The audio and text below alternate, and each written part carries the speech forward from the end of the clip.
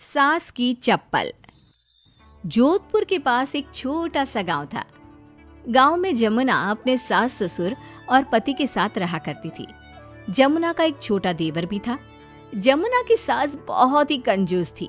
एक दिन शाम के वक्त, अरे सासू माँ, ये कई करो, पाव भर सब्जी लाया हो, पूरे घर के वास्ते खाना बनाना है, काम किया चाले। जमुना की सास कहती है, अरे बिंदड़ी, घनी महंगाई हो रखी है, जितनी सब्जी रखी है उसमें ही काम चला ले। तो देवर बोल पड़ता है, कोई ना भाभी सा, मैं थारे लिए सब्जी लेकर आता हूँ। अरे काय करे छोरा, पैसा खर्च करने की कोई जरूरत ना है। इसी तरह से जमुना की सास हर बात में कंजूसी किया करती थी। एक दिन जमुना ने देखा कि उसकी सास की चप्पलें काफी घिस चुकी हैं और ये देखकर जमुना ने उन चप्पलों को घर के बाहर फेंक दिया। अरे बिंदड़ी, मारी चप्पल ना मिल रही, थारे को पता है कि कठे है। सासू माँ, वो चप्पल तो मन ने घर से बाहर फेंक दी, बहुत घिस गई थी ना। अरे थारी भली होवे, मारी चप्पल क्यों फेंक दी, मैं अभी उठा कर लाती। अरे माँ, क्यों जिद करे है, मैं थारे को नई चप्पल दिला कर लाऊंगा। अरे रहने दे, तू भी बिंदड़ी की जबान बोलने लगा है। नहीं चाहिए चप्पल मने, मारी पुरानी चप्पल घनी पसंद है। अरे माँ, भाई ठीक तो कह रहा है, छोड़ ना पुरानी चप्पलों का चक्कर, चल मैं थारे को नई चप्पल दिला के लाता हूँ। लेकिन जमुना की सास किसी की बात नहीं सुनती और घर के बाहर से किसी तरह चप्पलों को उठाकर वापस ले आती है और फिर से उन्हीं को पहनने लगती है। फिर एक दिन सुबह के वक्त जमुना मंदिर गई और जब वहां से लौट कर आई तो जोर जोर से चिल्लाने लगी, अरे कहीं बताओ, मंदिर में किसी ने हमारी चप्पल चोरी कर ली। अरे माँ, अच्छा ही हुआ ना, थारी चप्पल कोई चोर चुरा के ले गया। अब तू तो छोड़ने वाली थी ना, वैसे भी पुरानी चप्पलें थी। अरे तू चुप कर छोरा, महंगाई के जमाने में पुरानी चप्पल कर रहा है। मैं कैसे भी करके चोर को ढूंढ कर हमारी चप्पल वापस लाऊंगी। लेकिन माताजी, तब तक आप क्या नंगे पांव फिरोगी पूरे गांव में? अरे बिंदड़ी, थारी नजर लगी है हमारे चप्पलों को, तू ही कह रही थी ना, फेंक दो, देख अब चोर चोरी करके ले गया। उस दिन के बाद जमुना की सास नंगे पांव ही गांव में घूम घूम कर अपनी चप्पलें ढूंढने लगी और कुछ ही दिनों के बाद जमुना की सास को अपनी टूटी चप्पल एक गरीब औरत के पैरों में नजर आई। पकड़ लिया, अरे पकड़ लिया, तूने हमारी चप्पल चुराई ना, अब मैं थारे को छोड़ूंगी नहीं। अरे माँ जी, मंदिर में पड़ी थी, पुरानी चप्पल है, मारे को लगा किसी के काम की ना है, इसलिए उठा ले आई। अरे पहनने दो ना मारे को। आई बड़ी पुरानी चप्पलों वाली, एक तो हमारी चप्पल चुरा ली, ऊपर से आंखें दिखा रही है, चल वापस दे चप्पल। तभी छोटा बेटा वहां पहुंच जाता है और अपनी माँ को इस तरह देखकर कहता है, अरे माँ, क्या कर रही है, अच्छा ना लगे, छोड़ दे, बेचारी गरीब औरत है। मैं कह रहा हूँ ना, मैं थारे को नई चप्पल दिला कर लाऊंगा। ना बेटा, चप्पल तो मैं यही वाली पहनूंगी। ऐसा कहकर जमुना की सास ने उस गरीब औरत से वो चप्पलें छीन ली। इतने पैसे वाली होकर मुझ गरीब से टूटी चप्पल भी छीन ली। अरे भगवान भला करे थारा। जमुना की सास की जिद के आगे किसी की एक ना चली और उसने फिर से वही पुरानी चप्पल पहनना शुरू कर दिया। एक दिन जमुना का पति बिना अपनी माँ को बताए उनके लिए सुंदर जूतियाँ लेकर आ गया और उसने वही जूतियाँ लाकर अपनी पत्नी जमुना को दिखाई। देख जमुना, माँ के वास्ते कितनी सुंदर जूतियाँ लाया हूँ, माँ देखेंगी तो खुश हो जाएंगी। आप तो जूतियाँ ले आए हो, लेकिन सासू माँ ये जूतियाँ पहनेंगी ना, वो तो अपनी पुरानी चप्पल ही पहनने वाली है। अरे जमुना, एक बार चलकर माँ को देते हैं ना ये जूतियाँ, क्या पता पहनने को राजी हो जावे। माँ देख तो, थारे वास्ते मैं कितनी सुंदर जोधपुरी जूतियाँ ले आया हूँ। अरे ये क्या करे छोरा, इतना पैसा खर्च करने की क्या जरूरत है, मारे को ना चाहिए इतनी महंगी जूतियाँ, तू वापस देकर आ जा। जमुना और उसके पति के बार बार कहने पर भी जमुना की सास नई जूतियाँ नहीं पहनती। जमुना नई जूतियों को उठाकर अलमारी के अंदर रख देती है क्योंकि दुकान वाला भी अब उनको वापस लेने को तैयार नहीं था। कुछ दिनों के बाद एक दिन सुबह के वक्त अचानक से जमुना की सास की जोर जोर से चिल्लाने की आवाज आती है। आवाज सुनकर जमुना, उसका पति और देवर तीनों दौड़कर घर के आंगन की तरफ आते हैं और वहाँ पर देखते हैं कि जमुना की सास आंगन में जमीन पर गिरी हुई पड़ी थी। अरे माँ, ये क्या हो गया? अरे मैं तो आंगन में गिर गई। अरे सासू माँ, आप गिर गई कैसे? चोट तो ना लगी ना थाने? अरे बिंदड़ी कहीं बताओ, पैर में बहुत जोर का दर्द हो रहा है। अरे सासू माँ, थारे पैर में तो सूजन आ गई, लगता है जोर की मोच लगी है। माँ, ये सब थारी जिद की वजह से हुआ है। सारे घर वाले थारे से कह के थक गए कि पुरानी चप्पल छोड़ दे छोड़ दे। भाई तो थारे लिए नई जूतियाँ भी ले आया, फिर भी तू ना मानी। हाँ देवर जी, आप ठीक कह रहे हो सकता है अब सासू माँ को हमारी बात समझ में आ जावे। अरे आ गई, बात समझ में आ गई, अच्छी तरह आ गई। पैर में बड़े जोर का दर्द हो रहा है। अब मारे को सारी बात समझ में आ गई।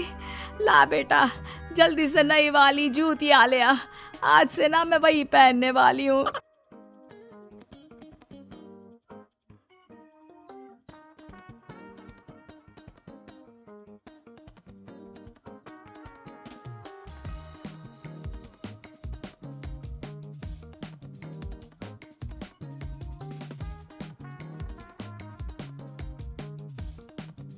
सास का श्राद्ध। नंदिनी और दिलीप की शादी के कुछ हफ्तों बाद ही सास की मृत्यु हो जाती है, जिस वजह से ससुराल में आई नई बहू एकदम अपने ऊपर इतनी जिम्मेदारी देखकर घबरा जाती है। मुझे घर गृहस्थी के बारे में कुछ नहीं पता, सब कुछ कैसे संभालूंगी? मैं तो किसी रिश्तेदार को ठीक से जानती तक नहीं। अगर कहीं कोई गलती हो गई तो लोग क्या कहेंगे? नंदिनी, तुम बेमतलब इतना टेंशन ले रही हो। घर में हम दोनों के अलावा कोई है नहीं। जैसा भी काम करो, कोई जज करने वाला नहीं है। रही बात रिश्तेदारों की, तो उन्हें मैं संभाल लूंगा। पति का सपोर्ट देखकर नंदिनी के अंदर हिम्मत आ जाती है। अब दोनों मिलकर एक दूसरे को संभालते हुए आगे बढ़ने लगते हैं। इसी तरह 1 साल बीत जाता है और श्राद्ध के दिन शुरू होते हैं। नंदिनी के पास सास की बहन का फोन आता है। बहू, पता है ना, श्राद्ध शुरू हो गए। जी मौसी जी, मुझे पता है। तो फिर सास का पहला श्राद्ध कब करोगे? पंडित जी से बात की? कोई तैयारी की? मौसी जी, मैं कल ना पंडित जी के पास चली जाऊंगी। ठीक है, बात करके सब अच्छे से तैयारी करना। हाँ, किसी भी रीति रिवाज में कमी नहीं रहनी चाहिए। नंदिनी मौसी सास की बात पर तो हाँ बोलकर फोन काट देती है, लेकिन फिर रीति रिवाज और श्राद्ध के बारे में कुछ पता ना होने की वजह से दोबारा टेंशन में आ जाती है। शाम को दिलीप के घर वापस आते ही उस पर अपने सवालों की बारिश शुरू कर देती है। आज मौसी जी ने फोन करके मम्मी के श्राद्ध के बारे में बोला। हाँ, मुझे याद है। तुम पंडित जी से बात कराओ, बाकी फिर वैसे ही तैयारी कर लेंगे। वो तो मुझे पता है, लेकिन मौसी जी ने साथ में रीति रिवाज के बारे में भी बोला, और इस घर की किसी भी रिवाज के बारे में मुझे कुछ भी नहीं पता। देखो, इतना सोचने की जगह जैसा पंडित जी बोले वैसा कर लो, सब सही होगा। अगले दिन दिलीप के ऑफिस जाते ही नंदिनी घर के बाकी सब काम छोड़ पंडित जी के पास जाती है, जो उसे श्राद्ध करने की तारीख के साथ क्या और कैसे करना है सब कुछ अच्छे से समझा देते हैं। घर वापस आते ही नंदिनी मौसी सास को फोन करती है। मौसी जी, 2 दिन बाद मम्मी का श्राद्ध रखा है। ठीक है, आ जाऊंगी। और पहला श्राद्ध है, इसलिए पूरे परिवार को बता देना। सब साथ में पूजा करेंगे तो दीदी को अच्छा लगेगा। मौसी के कहे मुताबिक नंदिनी सबको इन्फॉर्म कर पूजा की तैयारियों में लग जाती है। 2 दिन बाद पूरा परिवार उनके घर इकट्ठा होता है और देखते ही देखते सबके बीच गृह युद्ध शुरू हो जाता है, जिससे नंदिनी और दिलीप की परेशानी कम होने की जगह बढ़ जाती है। तुमने तो बोला था कि परिवार इकट्ठा होगा, सबके साथ काम कैसे निपट जाएगा पता भी नहीं चलेगा। यहाँ तो मुझे ऐसा कुछ होता नहीं दिख रहा। हाँ, क्योंकि हमें ज्यादा कुछ पता नहीं और परिवार तो यहाँ आ चुका है, इसलिए जो भी है अब इनके वापस जाने तक तो हमें सहना ही पड़ेगा। रही बात काम की, तो मैं हूँ ना। तुम ना बस परिवार संभाल लो, काम मैं देख लेती हूँ। दिलीप परिवार वालों की गुत्थम गुत्थी और मामला संभालते हुए सबको शांत करता है, जिसके बाद सब पूजा करने बैठते हैं। बोलो भला, श्राद्ध वाले दिन इंसान की पसंद का खाना बनता है और भाभी को खीर जान से ज्यादा पसंद थी। पर बहू, तुमने तो वो बनाई ही नहीं। वो एक्चुअली मुझे खीर बनानी नहीं आती, कुछ खराब हो जाता तो बहुत नुकसान होता, इसलिए नहीं बनाई। लेकिन बाजार से मंगवाई है, कुछ देर में आ जाएगी।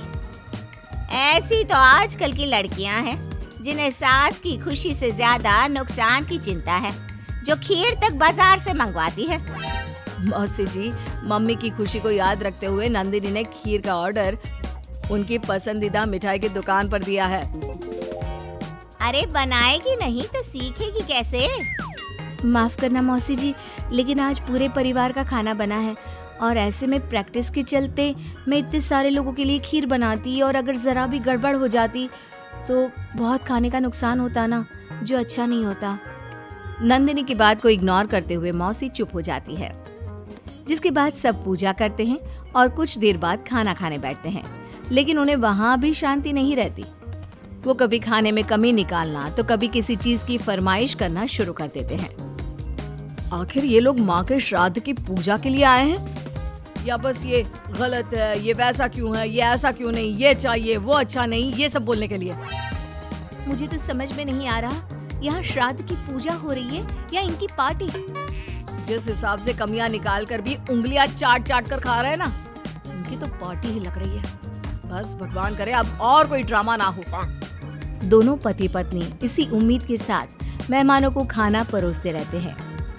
कुछ देर बाद ही मौसी सास का चिल्लाना शुरू हो जाता है। हे भगवान, सब इधर आओ। ये देखो, दीदी की तस्वीर के आगे रखी पूजा की पूड़ी पर चींटियां घूम रही हैं। बहू, तूने दीदी की मनपसंद खीर पूजा में नहीं रखी ना, इसीलिए नाराज हो गई हमारी दीदी। मौसी, आप सबके मन में इस तरह के अंधविश्वास मत भरो। अरे उन्होंने कुछ गलत नहीं बोला।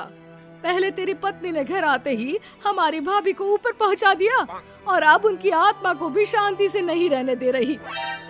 इसी के साथ एक एक कर घर में सब अपनी राय देने लगते हैं, जो कुछ ही देर में एक बड़े मुद्दे का रूप ले लेता है, जिसमें सबकी बात और इल्जाम घूम फिर कर नंदिनी या दिलीप पर ही आते हैं।